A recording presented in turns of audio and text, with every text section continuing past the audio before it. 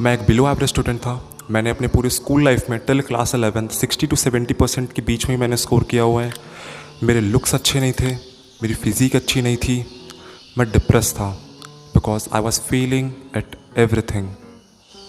But then I decided to change and I changed everything.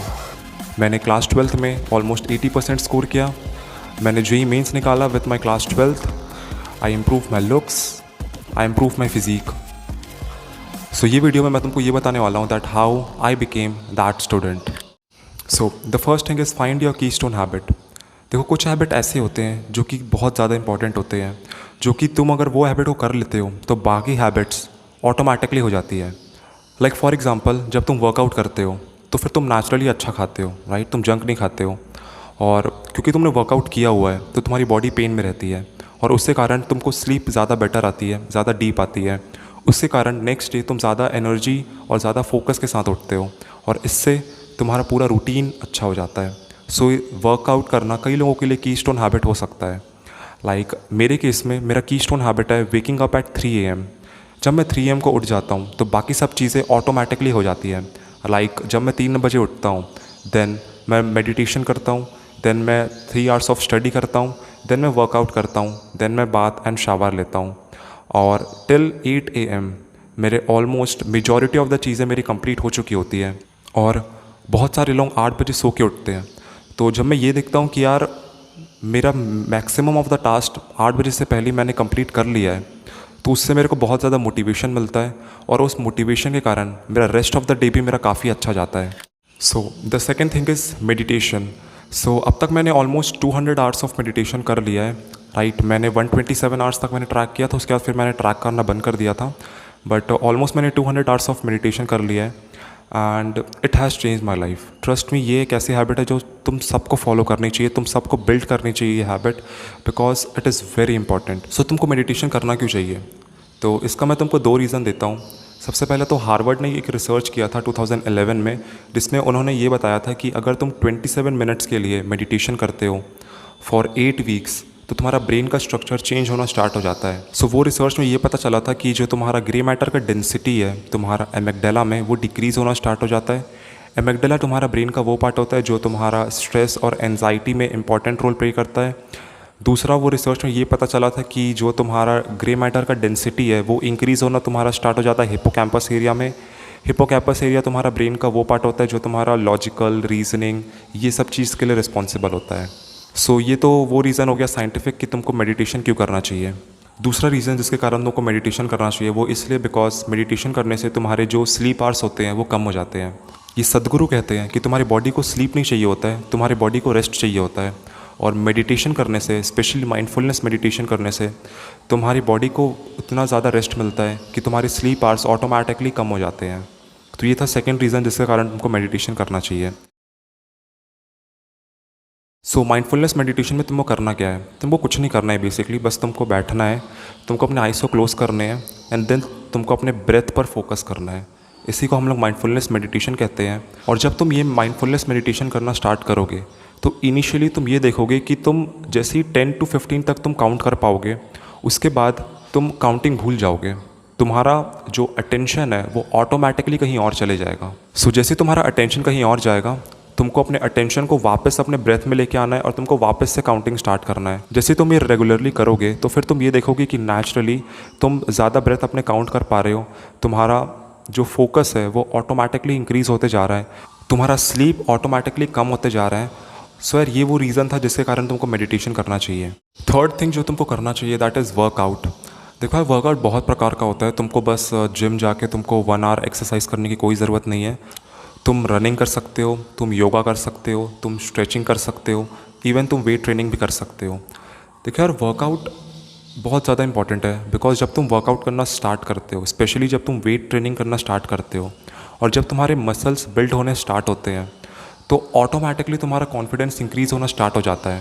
ये चीज़ मैंने खुद personally feel किया था जब मैं वर्कआउट नहीं करता था, और जब मैंने वर्कआउट करना स्टार्ट किया, जब मैंने मसल्स गेन किए, तो यार मेरा कॉन्फिडेंस इतना ज़्यादा इंक्रीज़ हुआ कि मैं तुमको बता नहीं सकता हूँ। इसलिए वर्कआउट तो मस्ट करना चाहिए तुमको। इसके बहुत सारे हेल्थ बेनिफिट्स है, वो सब तुमको पता है यार, वो सब बेसिक चीज़ें हैं, बट वर्कआउट करो, ठीक है? और जो लोग वर्कआउट नहीं कर पाते हैं उनको मैं एक रूल बताता हूँ, that is called as the 2 minute rule. ये रूल ये कहता है कि जो भी तुम्हारा वर्क है इसको तुमको 2 मिनट के अंदर स्टार्ट कर देना है। इससे होता क्या है कि जो हम लोग का स्टार्टिंग फेज़ होता है कोई भी हैबिट का, वो सबसे ज़्यादा डिफ़िकल्ट होता है। अगर तुमको रनिंग करना है तो रनिंग करना मुश्किल नहीं है, वो जो स्टार्टिंग का जब तुम शूज़ पहन के जब तुम बाहर निकलोगे, जब तुम अपने फर्स्ट 1-2 स्टेप लोगे, वो सबसे ज़्यादा मुश्किल होता है और उसको तुमको 2 मिनट के अंदर में कंप्लीट करना है। ये है 2 मिनट रूल, इसको तुम फॉलो कर सकते हो फॉर वर्कआउट। नेक्स्ट चीज़ जो तुमको करनी चाहिए that is waking up early. 2 साल से मैं 3 बजे उठ रहा हूँ और मैंने 3 बजे उठना तब स्टार्ट किया था जब मैं जेईई की प्रिपरेशन करता था। और ये मैंने स्टार्ट किया था एक कोबी ब्रायंट की वीडियो देख के, वो वीडियो मैं प्ले करता हूँ। Your job is to try to be the best basketball player you can be. Right? To do that, you have to practice, you have to train. Right? You want to train as much as you can, as often as you can. Right now, imagine you wake up at 3, you train at 4, you go 4 to 6, come home, breakfast, relax, blah, blah, blah.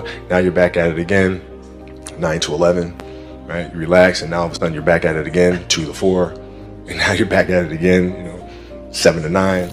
Look how much more training I have done by simply starting at 4, right? And so now you do that, and as the years go on, the separation that you have with your competitors and your peers just grows larger and larger and larger and larger and larger.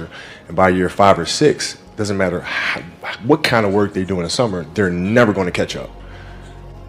Sir ये video देखने के बाद मैंने ये decide कर लिया था कि यार अब से एवरी सिंगल डे मैं 3 बजे उठूँगा। और आज 29 मई है, अभी 3 दिन पहले ही मैं जेईई एडवांस दे के आया हूँ और मेरे को रिलैक्स करना चाहिए कि यार जेईई एडवांस ख़त्म हो गया है, अब मेरे को चिल करना चाहिए।